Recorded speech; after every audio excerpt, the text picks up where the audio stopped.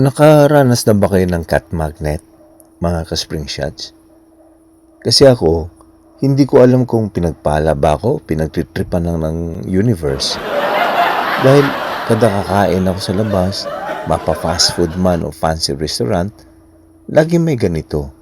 Dalawa pa sila o parang mga bodyguard na nakaship sa paanan ko eh. Galing lang kami ng anak ko sa gym, naglaro ng basketball. Tapos yung gutom na kami, naisip namin, tara kain tayo anak sa labas. Akala namin payapan dinner lang ito. Yung pala may guest inimbitahan eh. Tignan nyo naman, ang ibang customers kumakain sila ng tahimik. Wala silang pusa. Kami, dalawa ang kasama sa table. Para kaming may dalawang VIP inspectors na nagbabantay kung masarap ba ang in-order namin. Nagtataka talaga ako. Ano ba meron sa akin? Amoy whiskas ba ako?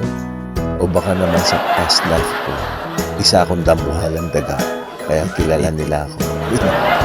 May nagsabi sa akin, baka raw may aura ako ng cat whisperer. Pero sa totoo lang, tingin ko, mga food critic lang sila na nag-aabang kung may pahulog na food o tira-tirang ulam. Sabi ko sa kanila, mga boss, di ba kayo busog? Marami namang ibang tables dito. Bakit sa akin kayo nagpapakyut? Tignan nyo yung isa, ang relax lang umupo. Para siya yung may-ari ng restaurant tapos ako yung nagre-renta lang ng upuan. Hindi ko alam kung dapat ba akong matakot o matuwa. Pero sa totoo lang mga ka-spring shots, ang sarap sa pakiramdam na may mga buhay na palamuti kaming habang kumakain.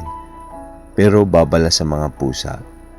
Next time, mag-order na rin kayo ng sarili nyo ha.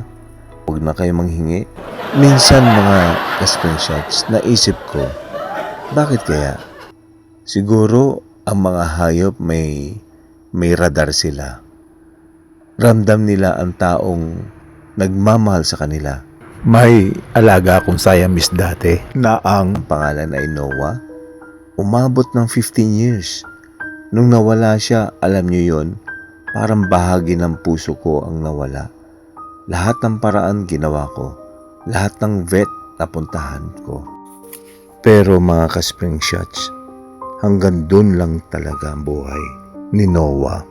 Natutunan ko sa kanya na ang mga hayop, kahit hindi sila nagsasalita, ramdam nila kung sino ang totoong nagmamahal sa kanila.